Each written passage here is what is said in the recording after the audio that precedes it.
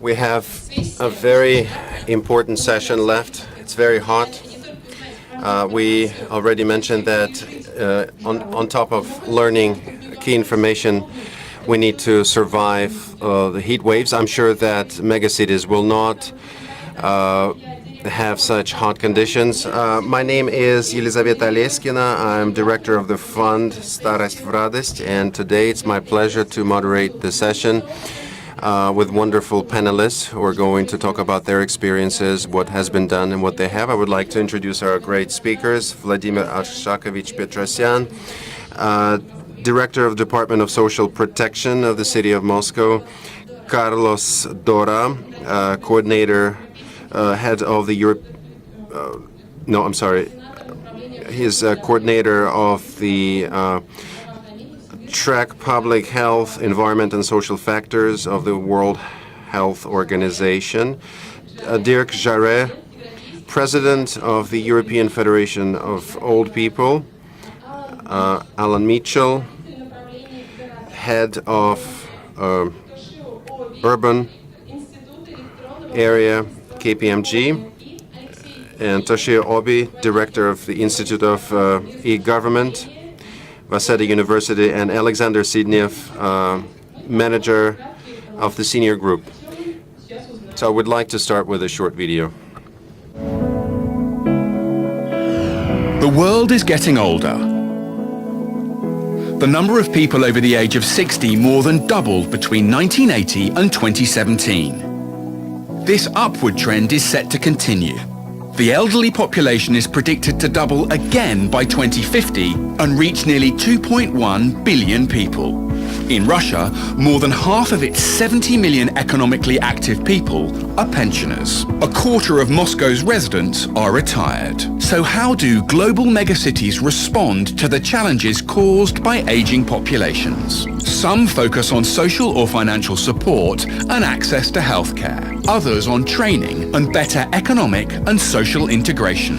The Moscow city government has launched a free-of-charge active longevity program to help elderly Muscovites strengthen their health, gain new skills and knowledge, and develop creativity.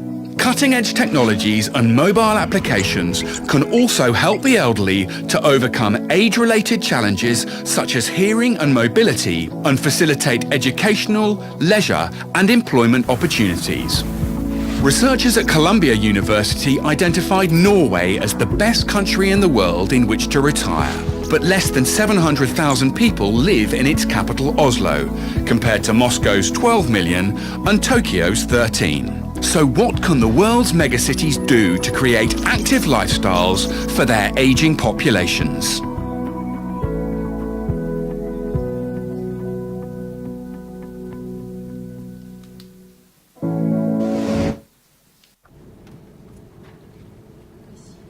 Thank you. I think a very good introduction, very proper introduction, a good background. Now I'd like to move on to discussions. Each speaker will have its own bit. We'll have Q&A at the end so that people can answer the questions. I would like to ask Dirk Jarret as the first panelist to share his experience and who will tell us on how megacities can become more comfortable for elderly people and how can the system of helping elderly people has evolved and how it has been changed to accommodate the growing needs of the megacities. And we are at the beginning of this road and we need your assistance. How the city should be changed and how assistance system should be modified so that elderly people can stay active for as long as possible. Thank you. Merci madame. Vous parlez le français, d'accord, mais je vais vous parler en anglais.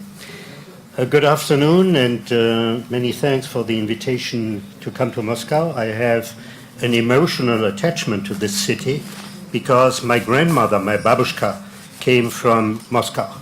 So it's a long time ago, but still, she came from here. What I would like to share with you is alternative concepts for people to age, whether they are in small cities or in big cities. And I would like to start by saying growing old and older people are not a problem. They are something which our society achieved, always wanted to achieve, that we can live longer. But how do we go about it? During the last 130 years, the average age expectancy, life expectancy in Europe grew by 2 to 2.5 years per decade. So we went from something like in 1880, 46 for men in Europe, now to almost 80 of life expectancy. That is really, I mean, an achievement which is great. At the same time, the families have changed fundamentally, and society has changed fundamentally by more industrialization, migration, and all these things which you know about, and the family structures have changed too. So the situation of older people in their families is not the same as we had it 100 years ago. Quite to the contrary, it changes extremely rapidly together with growing individualization and with a loss of family cohesion and family solidarity. So the welfare state, as we know it today, has taken over more and more functions of the family, even in respect to the older population. It is a high responsibility, and the state, the welfare state, has to tackle with totally new features which replace the old institutions.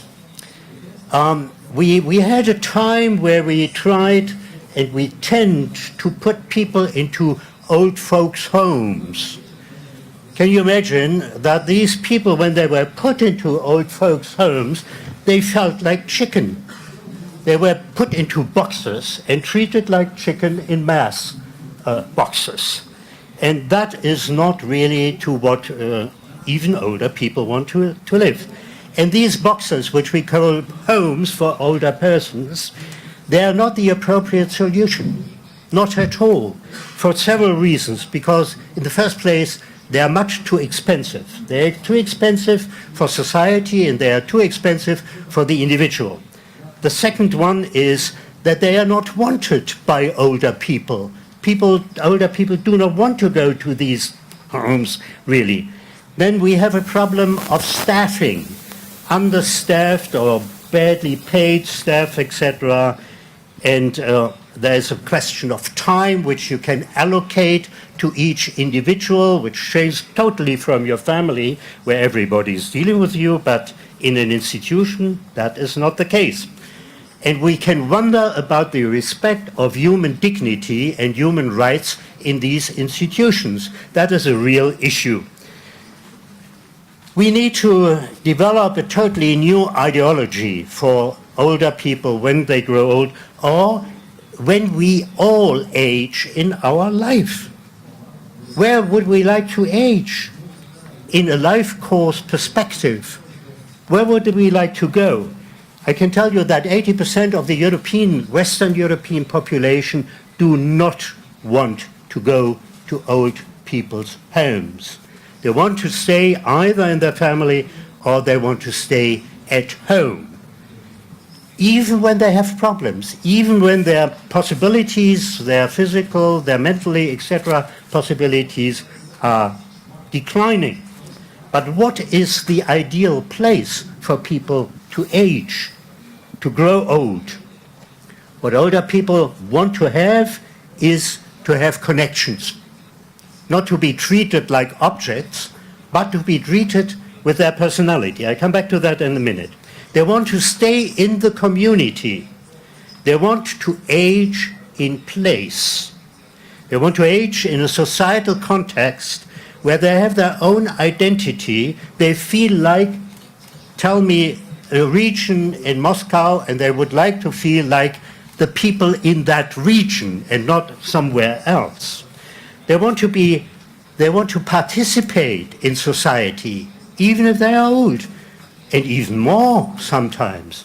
They want to be recognized as persons, as personalities. And the environment and the interaction is one of the fundamental drivers of growing old happily and for a long time. Je suis vraiment désolée, mais on a peu de temps. On a 1 minute. Oh, Désolée. yeah, okay, give me two. Home can be a very dangerous place, by the way. Home, we know from Germany, for example, that the double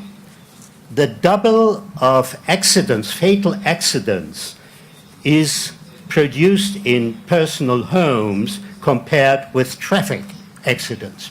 So it's a very dangerous place. It is partially uncomfortable, and it is not equipped and it's not conceived for aging in a lifespan perspective. Even young mothers, if we have young mothers here, know exactly when they have babies. For the babies, our homes today can be also very dangerous. They can be very work intensive. They can have obstacles, barriers, and complications. Well, aging in home is only possible if the right conditions are created. If these homes are safe, if they are comfortable, they don't need to be luxurious, but they need to be adapted to the needs of the older population, to their preferences, etc. They need to be well connected by traffic. They need to have good communication.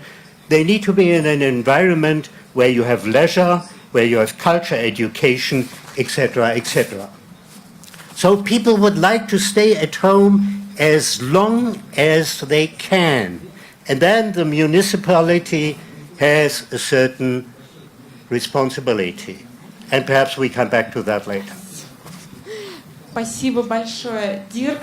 Thank you so much, Dirk. I think what you've said was very important for all of us to hear, because in Russia, we're living through an interesting time. We are actually acquiring experience.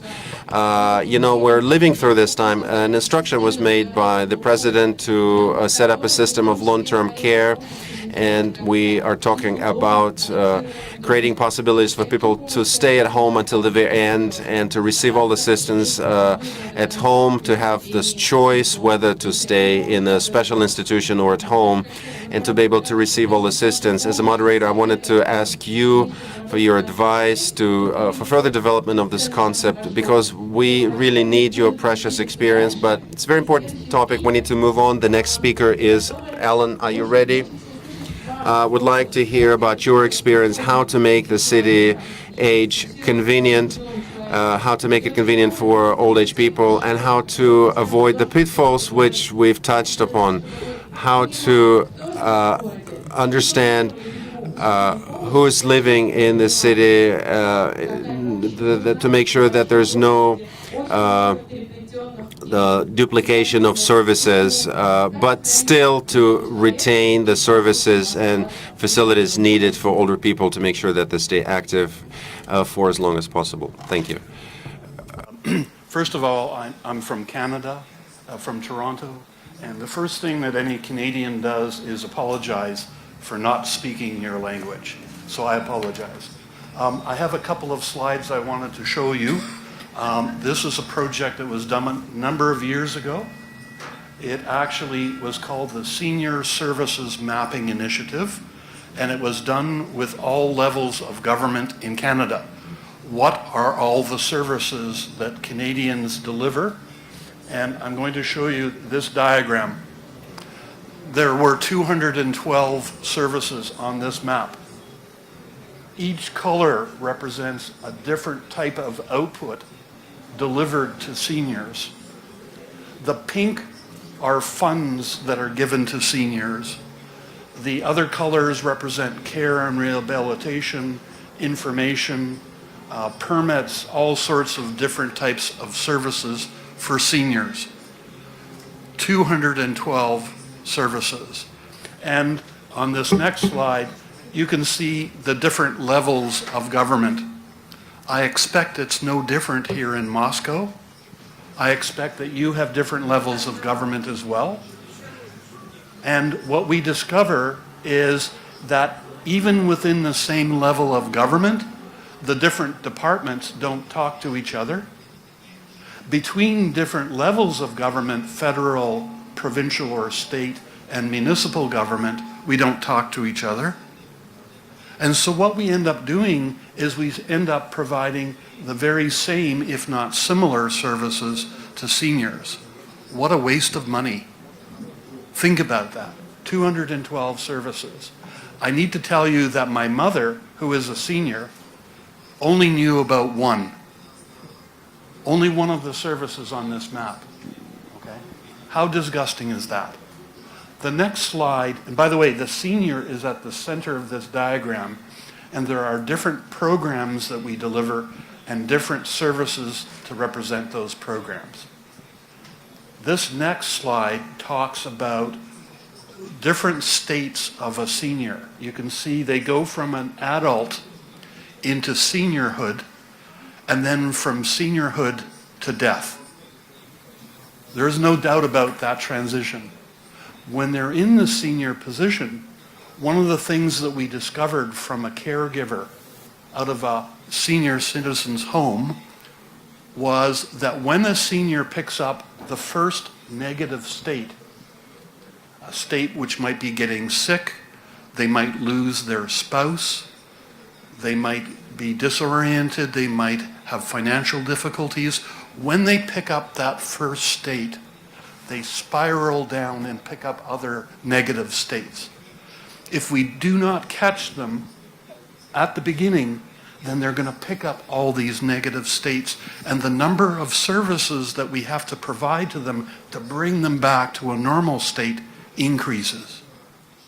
So the key, the secret, is the first government organization that finds out about a senior going into one negative state needs to let everybody else know so that we can actually affect the change in that senior as soon as possible. With all those 212 services that you saw, this next diagram, which you cannot read, and you shouldn't try to read, is trying to say, how do we get somebody from a negative state into a positive state when it comes to health, financial security, involvement or engagement, etc. And there are a suite of services that we can provide that will make that transition from a negative state into a positive state. The one message I want to leave with you is that if we're going to deliver services to seniors, then all levels of government need to get their act together. The answer is something like integrated case management. But in Canada at the time, they didn't have enough gumption, nerve, whatever you want to call it, to go that far. And so what they did is they pulled back and they had coordinated case management as opposed to integrated case management. And I think we missed the boat. We did not solve the problem. In one province in Canada, 7 different assessments were made by 7 different organizations, all for the same senior, when in fact 90% of the assessment information was exactly the same. How wrong is that? What we need to do is we need to coordinate our efforts and our services. Thank you. Thank you. Thank you. То, что говорил Эллен, I think that what Alan just said is incredibly important for us right now, because what we are doing is we are constructing a system that we will use to integrate crisis management. So we will be able to help a person so that we don't duplicate our services and our institutions, so that we would develop a system that would be economically sound and also understandable for people. What you spoke about right now, these 212 services and thousands of institutions, we have the same problem. An elderly person is left alone, torn apart, torn into multiple pieces, and he doesn't know what to do. So thank you very much for that important experience, for that information, and we will definitely ask you for more help later. Thank you. We would like to pass the mic to Carlos Dor. We would like to hear about your experience with how to make a city not unhealthy for an elderly person, but to make it healthy for an elderly person. How to integrate social protection into a megapolis. Thank you very much. Great pleasure to be here with you. It's exciting to see the developments in Moscow and to be in the panel. I'll move very quickly and I'll make a few points. Perhaps I can have the slide. The main one is talking an audience of urbanists, is that we in the health sector, and I must say I just retired from WHO. I was running the environmental health program and I'm now with the university, but still linked to WHO. And we do think that the health of the population is closely linked to the health of other persons, and that there's no way that we can, that's probably one of the best ways that we can measure that a population is healthy, is by looking at the health of people like older persons. We have a number of very specific needs, and a number of very specific risks that they are affected by, and important diseases which do affect the individuals, affect the health services, the health systems. But the reason for bringing, I think perhaps the point that I'm going to bring here, is that cities and urbanism have a number of the solutions for good health in old age. And making that connection is crucial to enable functional capacity of urban persons, as well as the prevention of the diseases which are frequent in old age. So that's my main point. The second point is we have a lot of evidence. This is a blood vessel, and is showing that what cholesterol, whatever hypertension, air pollution does to your vessels and brings diseases. And I bring air pollution and food because those are the key ingredients for creating vascular diseases, creating strokes and heart diseases. And if we don't think of ways of preventing, giving access to good food, to clean air, and to safe homes, as was being saying by the safe homes that are safe from falls and injuries, then we're not producing the good health that we need. So the answer is in the way the buildings are made, the transportation system is run, and that you have access to good food, access to green areas, very important for mental health, for physical activity, for social interactions. So that's the big ticket to get a good population, a good older population health. It's also very good for the rest of the population, never mind. But taking the older persons as an indicator, I think is very good. So the way we work with that is we map out urban sector policies. I'm just giving you an example of transportation just to see how we do. What transportation people worry about, what we in health worry about, and we come up with some connections. And those are the indicators of what is good for transport and for health. So what are the indicators that a city should have to know that is moving in the right direction? And the previous session was struggling with the issue of indicators, the measurement of perceptions and well-being. I think these are very good and hard measures. And the health sector has the indicators to demonstrate that a city performs well or not in terms of its older population. So that's the proposal that I won't leave behind. And I mean, there's a number. I won't bore you with the detail, you can look into, but we have loads of evidence, scientific evidence, showing how certain transportation like public transport, cycling and walking are good for health, how temperature is essential for good health in the homes, risk of accidents, but also ventilation is very important, access to healthy foods, access to green areas. And what we do in this work that we're developing on cities in WHO, but also now in Colombia, is to look at those risks to health, the diseases that are caused by those risks, but also measuring them against the urban policies that can be tracked. So the idea, and I'll speak about that tomorrow because I think you have 1 minute left, but I'll go into the methodology of what we're doing. And tomorrow we have a session, I think, in 11 in the morning or something, where we'll talk about the methodology of assessing health impacts and producing these kinds of indicators. But my main message is there's health indicators for older persons, which are very linked to urban policies in transport, housing, access to green areas, etc., that can be used as a measure of performance, a benchmark that you can see how how much progress your city is making, and how does that relate to other cities. So that's my message, and I'll be pleased to perhaps see Moscow to go and other cities in Russia to go in that direction in the future. Thank you. Спасибо большое. Сразу захотелось. Thank you very much. I'm sure that everyone really wants to go home by foot now or by bicycle. And I think that actually maybe you could grow some plants on your balcony. That would be great. You're right that we need to prepare ourselves for old age and we need to live healthily. And we don't need to start this when we're 100 years old. We need to start it now. Thank you very much. That was extremely important and informative. I would like to ask Mr. Toshio to talk about his experience. To me, this experience sounds completely out of this world. It's talking about aging, because for me, when I think about aging and aging people, these are people who are the least engaged in digitalization. But actually, I think we're here in a very advanced platform, the right platform, to talk about elderly people with digitalization. Maybe you would think of a grandmother who's feeding her chickens, but you really understand at this moment that we have very strong stereotypes that are engraved in our understanding. But on the other hand, we need to talk about computer courses for elderly people. That's incredibly important too. We need to move in this direction very quickly and very fast. And so Japan's experience here is incredibly important to us and interesting.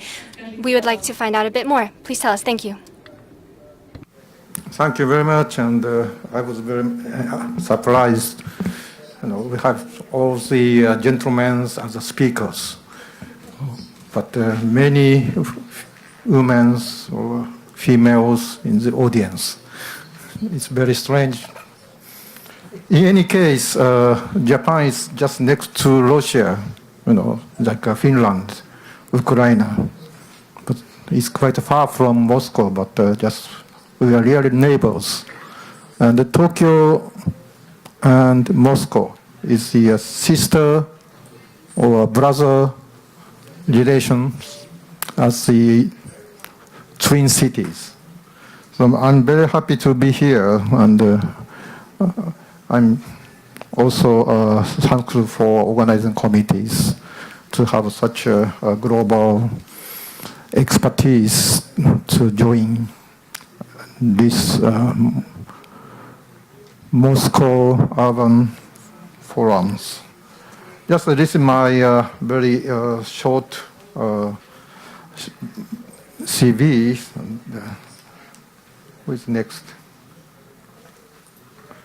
And Tokyo, maybe you know the name, but this is very surprising things. The world's biggest mega metropolitan area.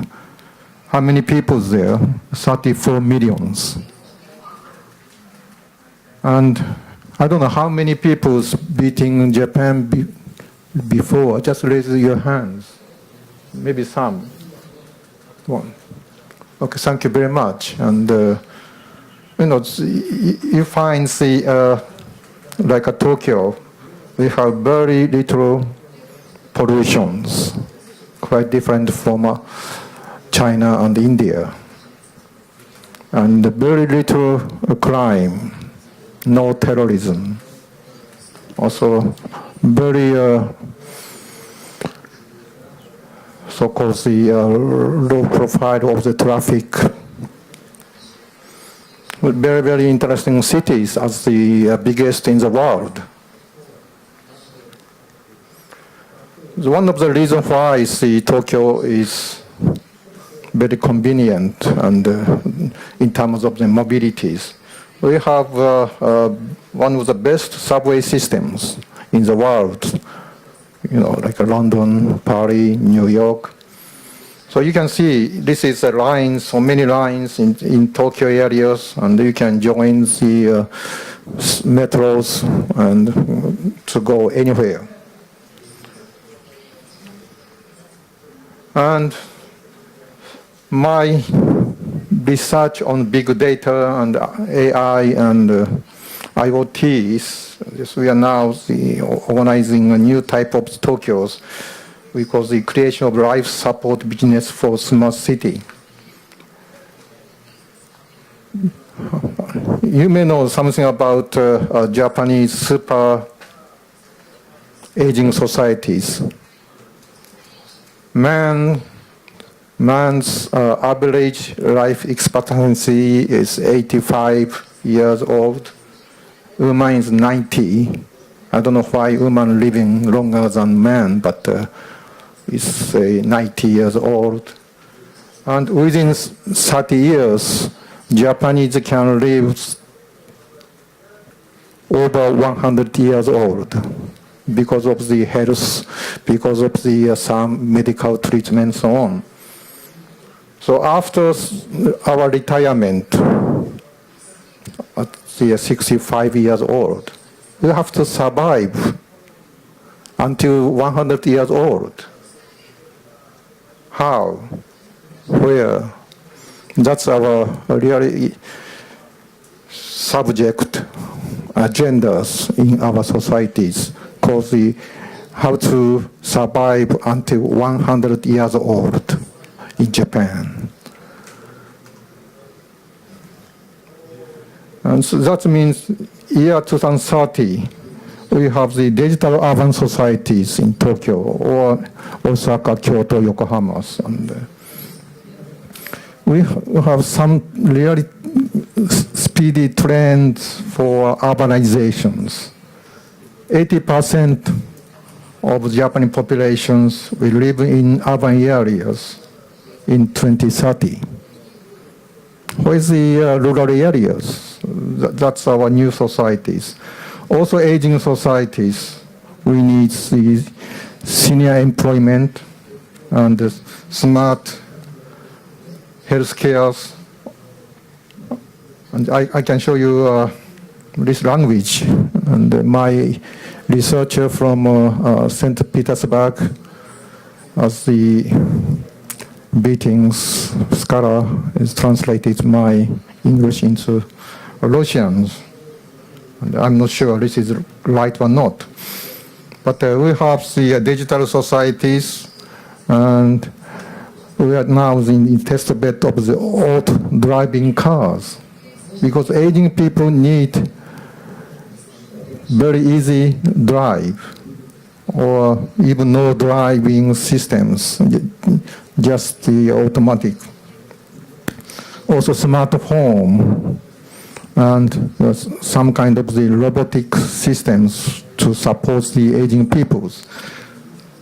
And also globalizations of Tokyo and convergence of the three societies, aging societies, and the IT societies, and the global societies.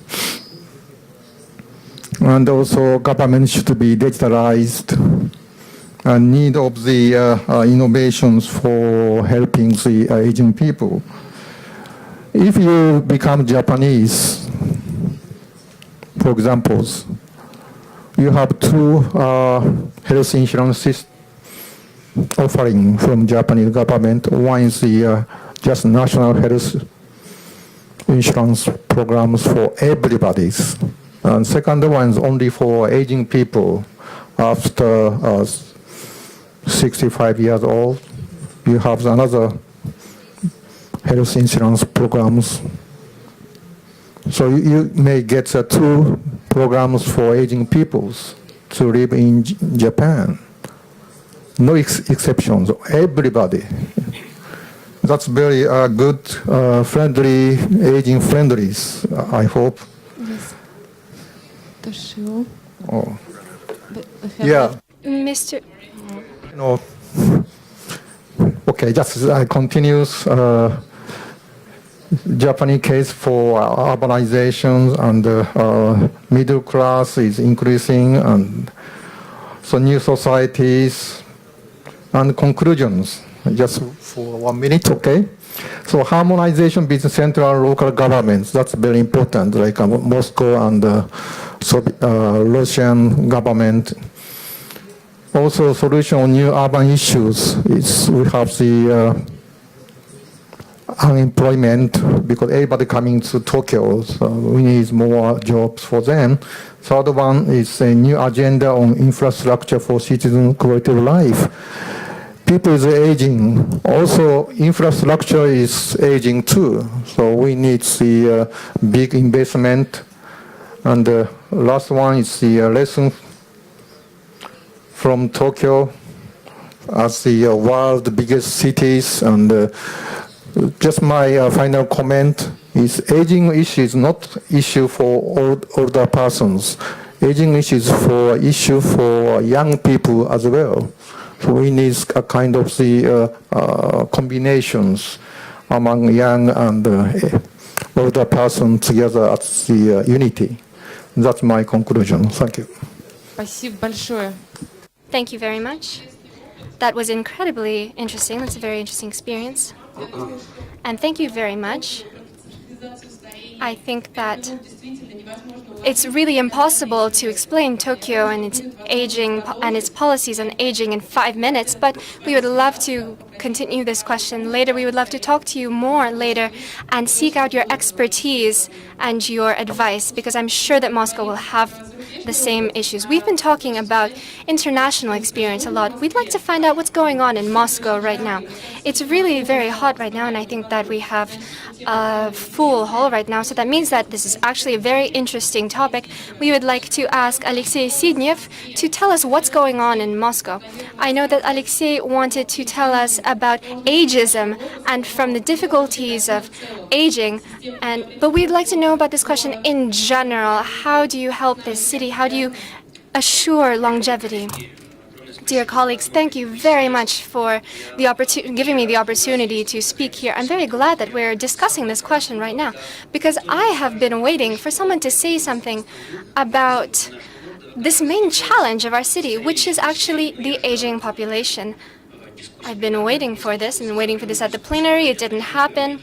I was waiting for it at the session about housing. But then one of the slides said young buyers and a comparison to aging buyers. But actually the issue is that we were talking about 20-year-olds and 30-year-olds.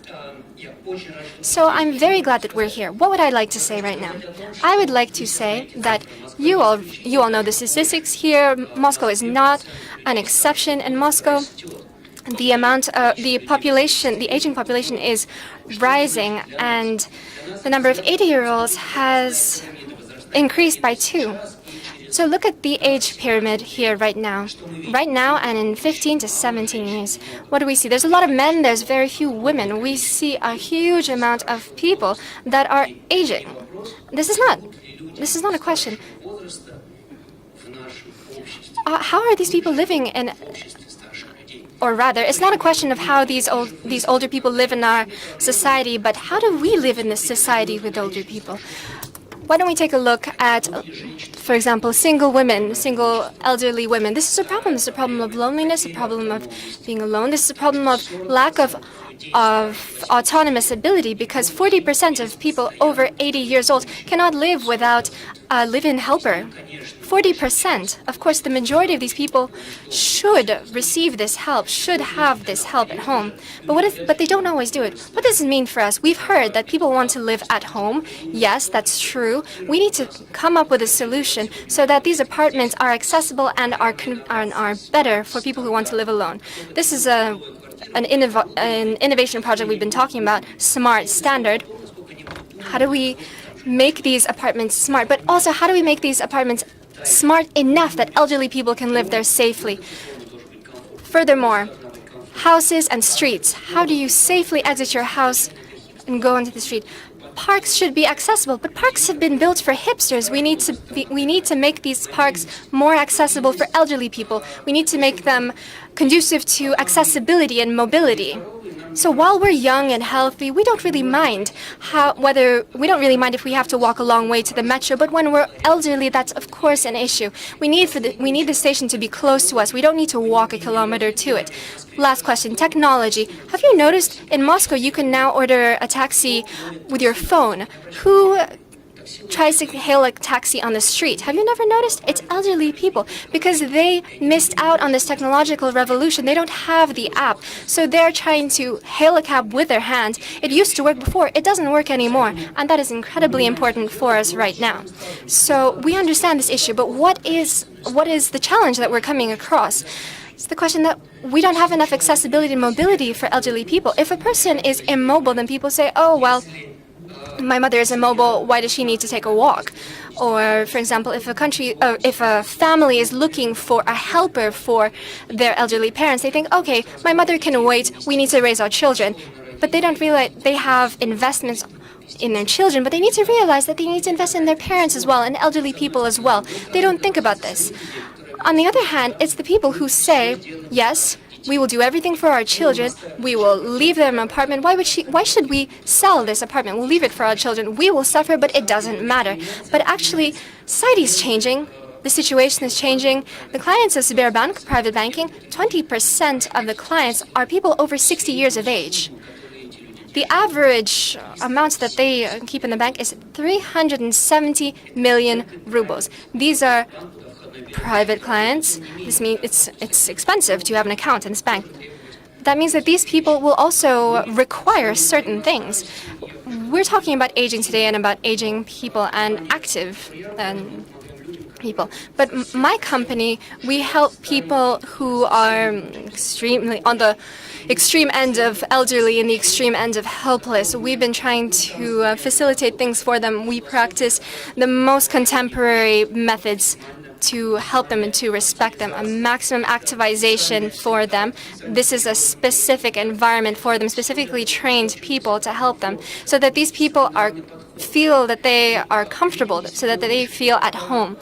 And when my colleague Dear here said that no one wants to live in a cell or rather in a chicken coop, then yes, that's true. But unfortunately, we haven't yet learned how to organize the right environment at home for elderly people who have issues. And so apart from specialized institutions, unfortunately, we don't have any options. What do the statistics say? The statistics show us that even if we look at the amount of places in institutions in Moscow, that's 3 places for 100 people. In other countries, there's a much better situation. And so this leads to these sort of piratical institutions and places where in the Moscow suburbs there are hundreds of institutions where elderly Muscovites live. And these institutions are not part of the social protection system. We don't see them.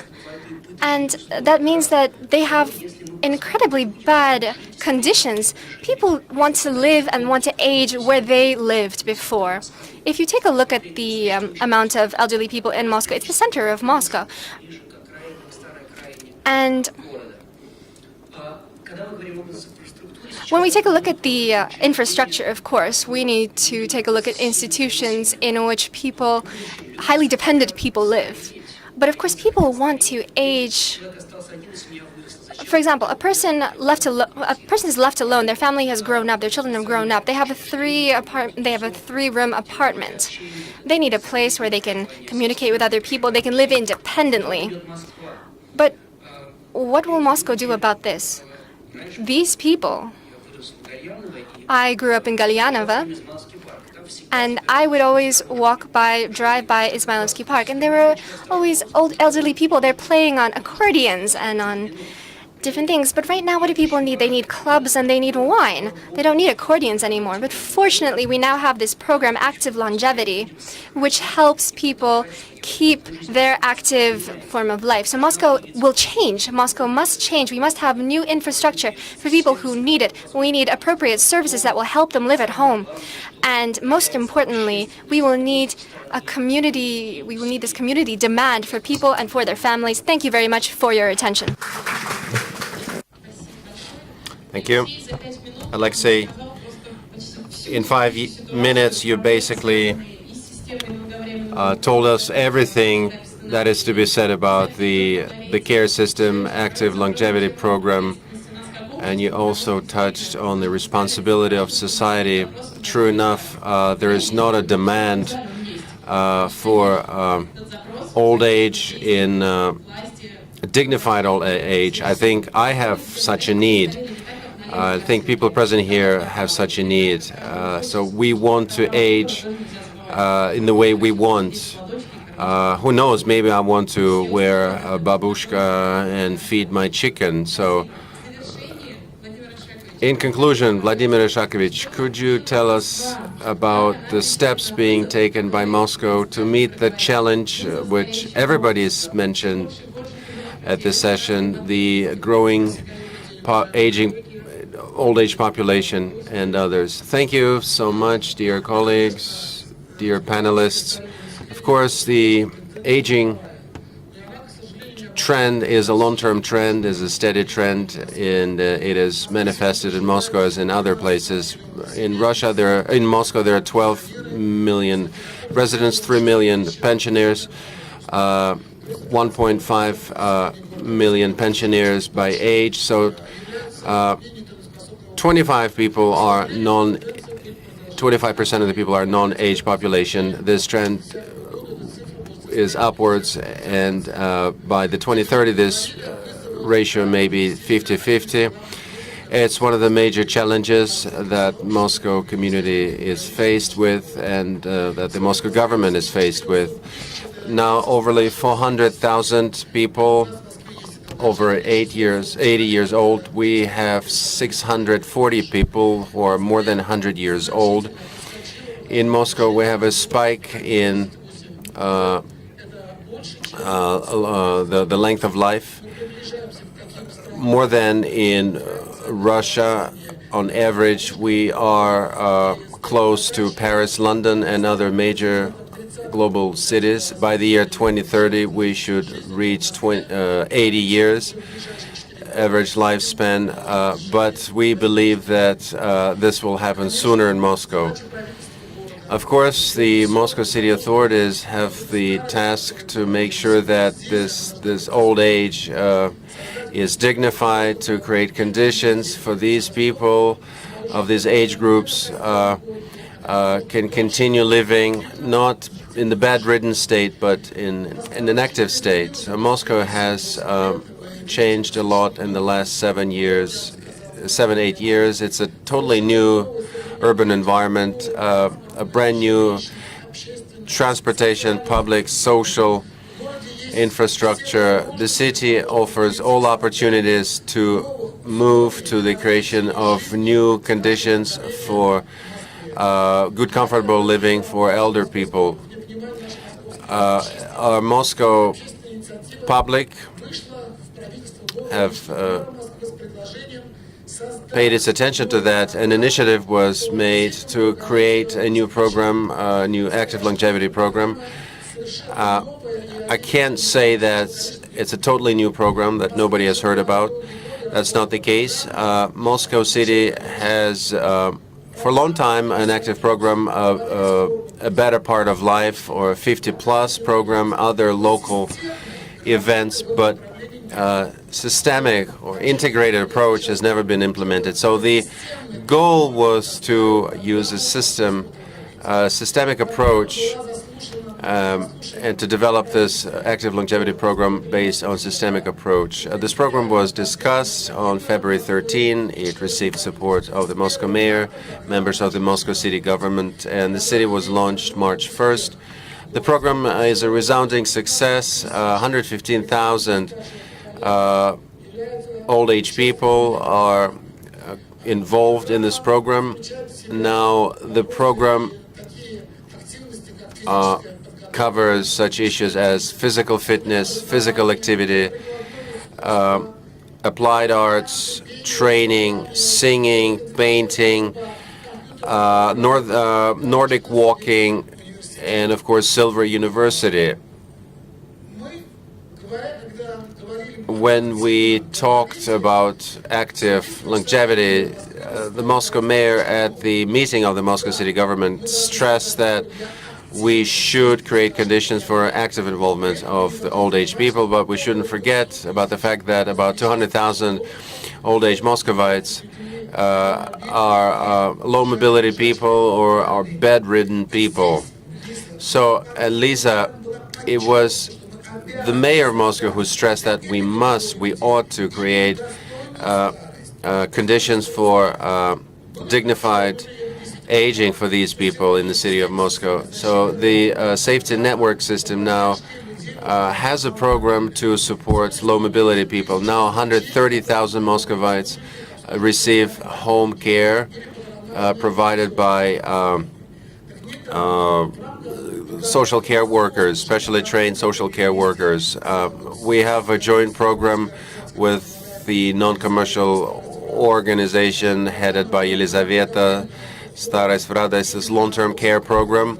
The long-term care program is being developed by the Moscow government, but we have launched a care program in the healthcare system. Now we have a palliative care organization in Moscow for very serious cases. It's headed by a palliative care center.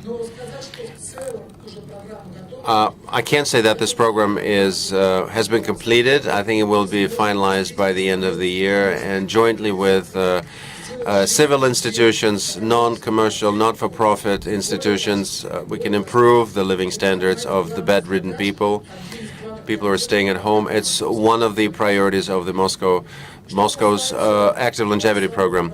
Speaking about the Moscow longevity program per se, it consists of 3 sub-programs: core program and the activities I mentioned, additional services that would add-on services to be provided to the people who are most actively involved in this program, and a loyalty program which will be launched as early as next year. We started it as a pilot project, but already now we're seeing that it's a long-term program with a time horizon exceeding 1 to 3 years. This program, we've earmarked funds from the Moscow City budget. It would be totally free for the pensioners, and we talked about interagency interaction, and that different ministries and agencies are working along their own tracks, but actually this program pulled all these agencies and institutions together. And this program is headed by the healthcare, social protection agencies and ministries of the Moscow City government, because we're using the facilities of the Moscow City. Sports institutions in Moscow, cultural institutions, over 1,000 organizations open their doors to old age people. Out of them, 100 institutions are non-for-profit and private companies, which shows that the private companies and non-for-profit institutions are also got on board, and we hope that their share will increase going forward. Now they are prepared to provide opportunities for 115,000 groups of elderly people. Every week the program is expanding with more and more people involved. Over the past week, we have 2,000 more participants.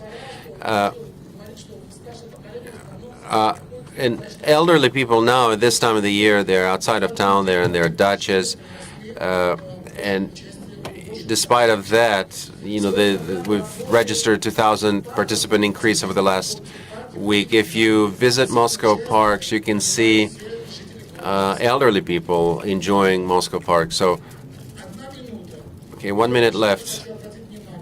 I would like to draw your attention to the fact that Moscow Longevity is a multi-layered interagency program run by the Moscow City government, aimed at active longevity, active old age, geared towards our elderly people. At the same time, this program should ensure dignified old age for low mobility people and for those people who are bedridden.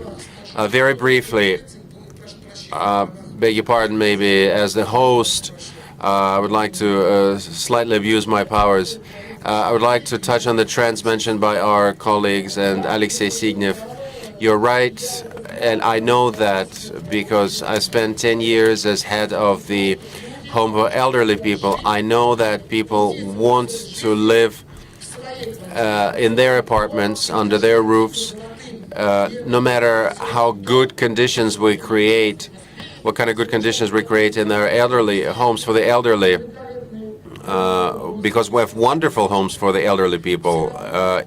No matter how good they are, this gold age will remain a gold age. People want to leave this world at home, so that's why we are developing home care in Moscow and the home care service. By developing state inpatient social care institutions, we are engaging with our private partners. For example, a company run by Alexei Sidnev. We acquire services from them. We're working with non-profit organizations. Our department of social services is working actively with them, and they provide additional services, hygienic services, household services, and our civil institutions, organizations, grassroots organizations are actively involved. And you can only imagine how actively, for example, the Council of Veterans is involved in this program. They're monitoring this program. They visiting care recipients all the time. The City Society of the Handicapped People,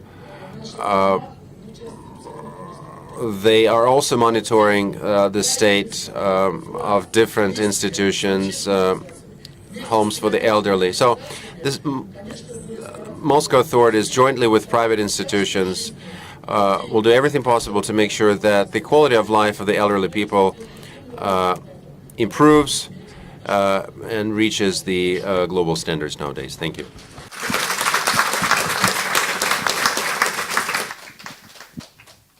Спасибо большое, Владимир. Thank you so much. It occurred to me again that Muscovites are so lucky that they have all these programs and services, and I hope that this will spread across the country. I'm certain that similar programs will be enacted in 5 years' time in other regions. We're almost out of time, but I think it was a very interesting session. We have time left just for one question. Who has the most? Apart from questions, why is it so hot here? Maybe,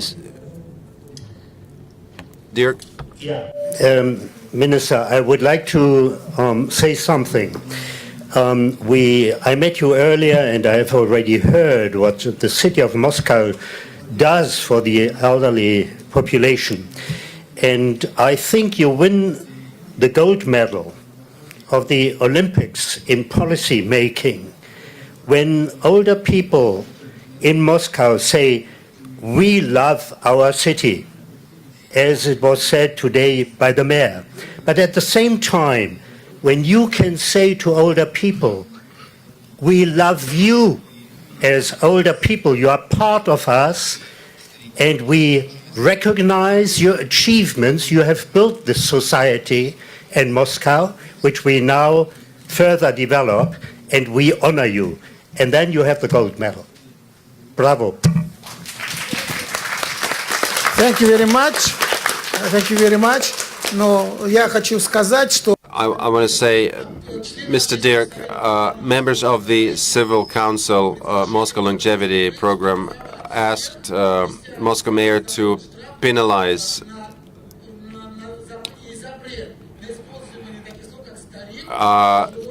those people who use words old person or elderly person.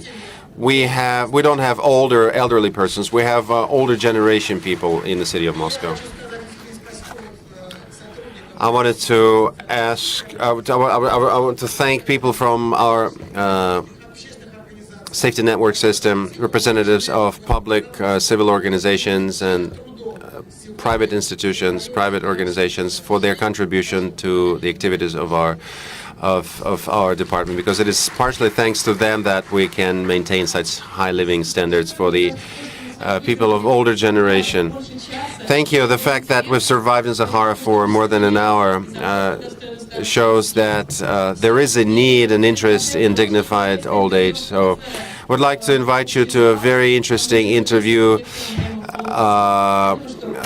conducted by Vladimir Posner. He will be interviewing a very famous architect, and I think that they probably touch on the